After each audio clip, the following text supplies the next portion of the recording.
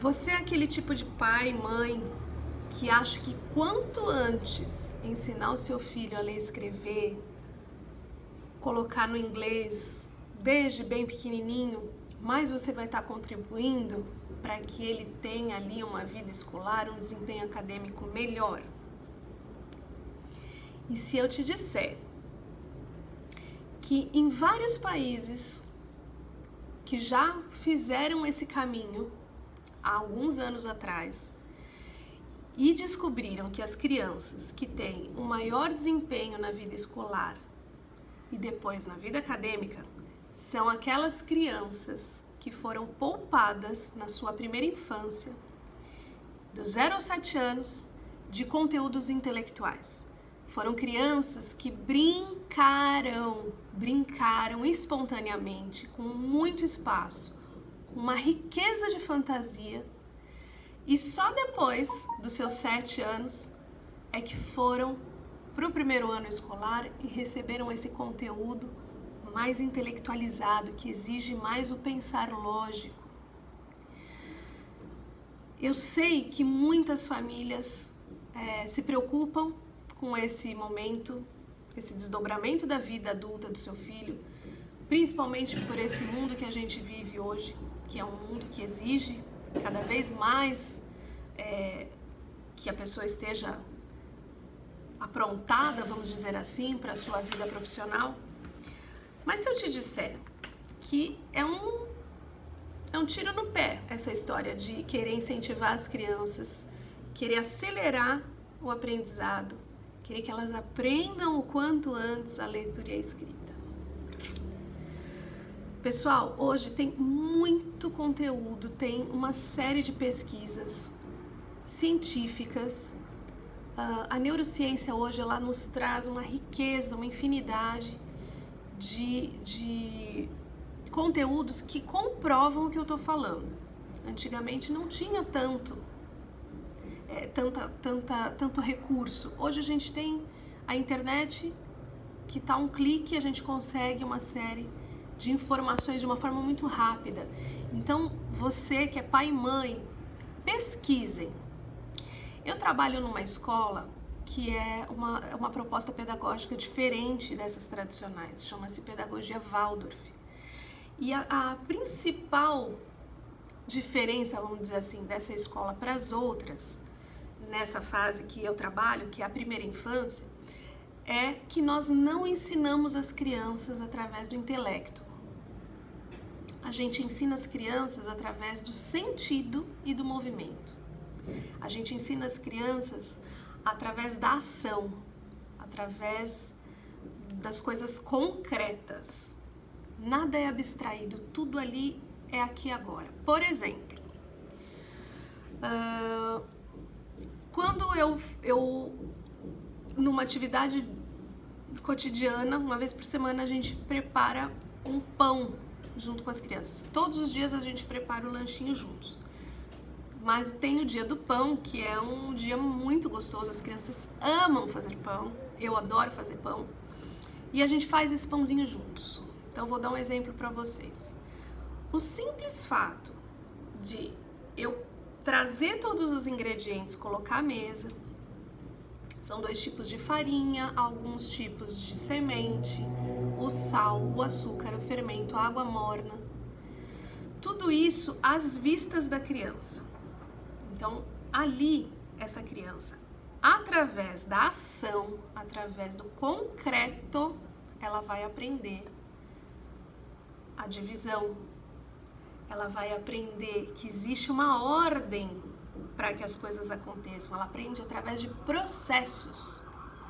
Então, todos esses conteúdos que a gente ensina ou acha que tem que ensinar para a criança, numa apostila, numa folhinha de papel, escrito, criancinhas de 2, 3 anos, eu tenho acompanhado, eu sei muito dos materiais que são usados nessas escolas, são materiais bonitos, né? Pastas grandes, só que é uma folha de papel, onde a criança ela passa a maior parte do tempo sentadinha, fazendo conexões que não fazem sentido, porque neurologicamente a estrutura dela, do sistema nervoso central do seu cérebro, ainda não está apta a abstrair tanto. Agora, esse momento é o momento de aprender, pegando, fazendo, concreto. Ali é que fazem todas as relações, é através dos todos os sentidos. Então, o cheirinho das coisas, a textura da massa do pão que vai se transformando, a temperatura da água morna que a gente deixa escorrer um pouquinho na mão das crianças propositalmente, enquanto elas estão misturando tudo aquilo, e aquilo faz uma sujeirada. E faz parte. Estamos preparados para isso. A primeira infância é esse momento da vida de experimentar o mundo. Ué, o bebê, quanto menor a criança, o bebê experimenta o mundo pela boca. Tudo vai para a boca. Ele quer entender esse mundo, trazer esse mundo para si. Então, é muito importante quem lida com criança pequena, seja professor, seja pai ou mãe, coordenador, diretor de escola, abrir os ouvidos, o coração para essas questões que hoje, antes a pedagogia Waldorf, ela não era tão conhecida. Mas hoje não é só a pedagogia Waldorf. Hoje a neurociência nos traz essa verdade, entende? Então a gente não deve educar as crianças pequenas confinadas em lugares pequenininhos, apertados, onde não tem contato com a natureza, onde ela não vai poder experimentar as coisas. De nada ajuda uma criança a fazer tarefinha na primeira infância, gente. Levar tarefa para casa. Não faz sentido. Isso vai fazer sentido depois, muito sentido. Mas depois que ela viveu, que ela se organizou, que ela se estruturou a nível físico, aí ela vai para o segundo estágio, que é começar a trabalhar o seu nível mental, seu nível intelectual. Entende? Então, vamos pensar muito bem com relação a isso. Pesquisem países com crianças que têm um desenvolvimento maior, melhor.